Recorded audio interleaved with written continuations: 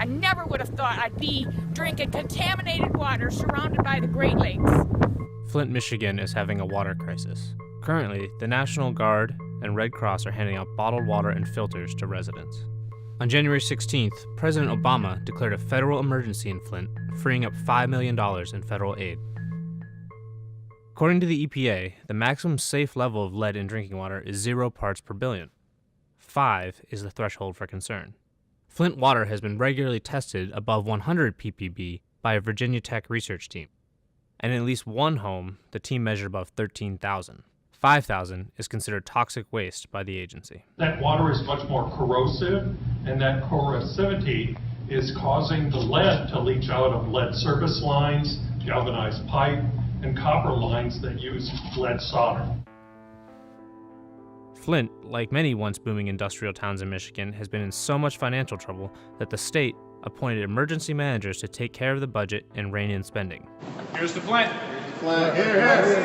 In 2013, those emergency managers authorized a move to join the Karagandhi Water Authority.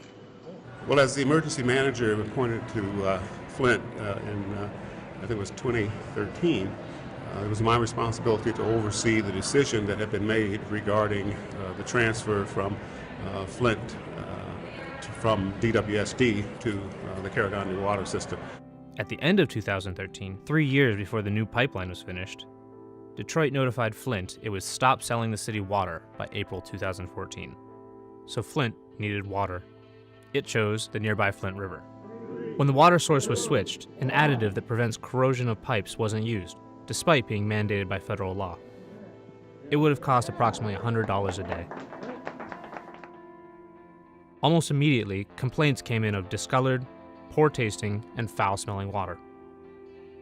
In September 2015, out of suspicion of high levels of lead in the water, Dr. Mona Hana-Atisha, a local doctor, began testing the blood of local children. This research is concerning. These results are concerning. And when our national guiding organizations tell us primary prevention is the most important thing and that lead poisoning is potentially irreversible, then we have to say something. She found that the lead levels had doubled on average and even tripled in some children. Virginia Tech professor Mark Edwards claimed that the corrosiveness of the water was causing lead to leach into the water supply. It's gotten so dire that a family fun night was held at a Flint elementary school to encourage children to have their blood tested. A major concern is that about half of Flint's roughly 40,000 homes are at least 50 years old, and many have old lead pipes or lead solder. The city has switched back to its original water source with Detroit, but the city's water still has high levels of lead, and now the number of Legionnaire's disease infections, which is spread through water, has increased dramatically. And that recent $5 million from the federal government? It's a start. But Michigan Governor Rick Snyder's application for federal aid suggested it may take as much as $100 million to fix Flint's water.